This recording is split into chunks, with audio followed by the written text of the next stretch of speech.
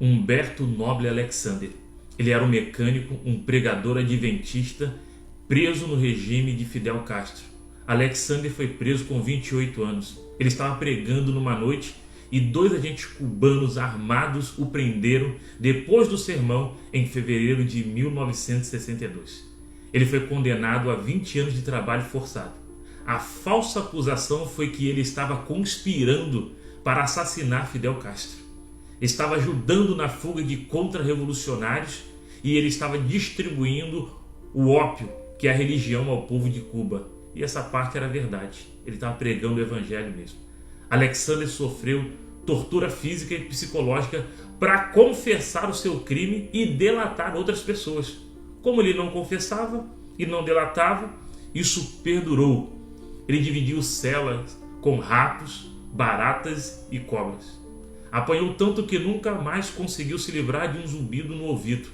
Ele sofreu intoxicação alimentar por comer mingau e comida podre, peixe podre, uma comida vencida que vinha da extinta União Soviética. Foi mergulhado na água gelada até perder a consciência. Foi eletrocutado, surrado com cabos elétricos até desmaiar.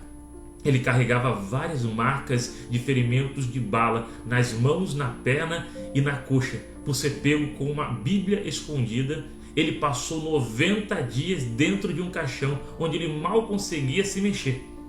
Outra vez ele foi pego com um inário, os hinos copiados em pequenas folhas em papel de cigarro.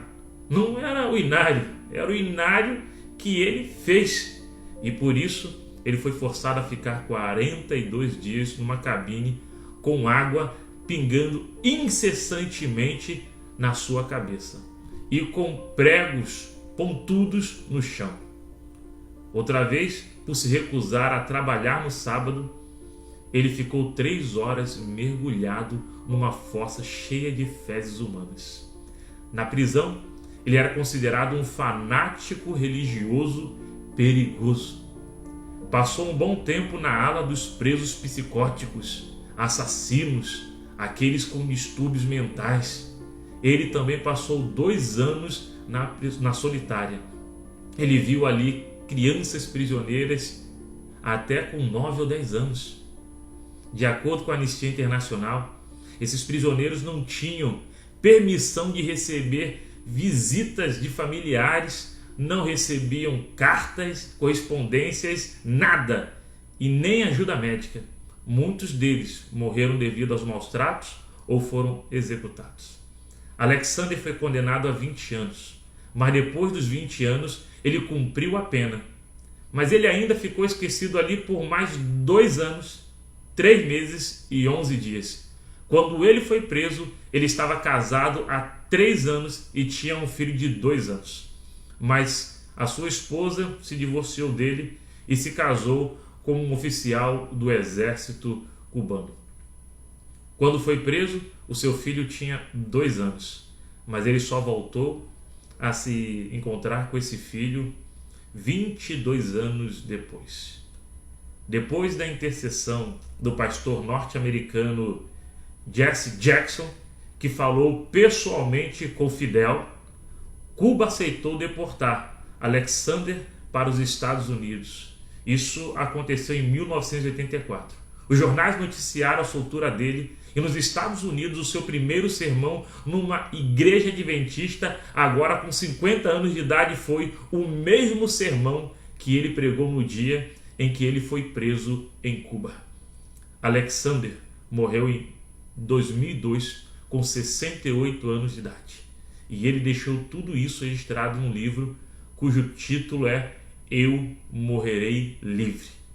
E eu tenho a plena convicção que Alexander morreu livre. Então, depois desses relatos, quais são os seus sentimentos? Qual é a sua relação com a palavra de Deus? Muitos irmãos e irmãs sacrificaram ou foram sacrificados no altar da ideologia para que a palavra de Deus fosse preservada. Eles merecem o nosso esforço. Eles merecem o nosso reconhecimento.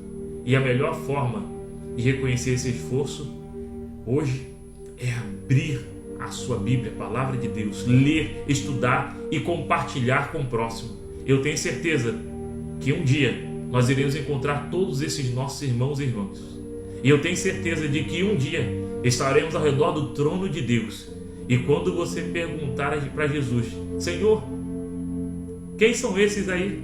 Ele vai responder como respondeu lá no livro do Apocalipse: esses são os que vieram da grande tribulação. Esses são aqueles que acompanharam e seguiram o Cordeiro por onde quer que ele fosse. Que você e eu sejamos uma geração tão fiel quanto essa foi, e que Deus tenha misericórdia de cada um de nós. Deus te abençoe. Maranata.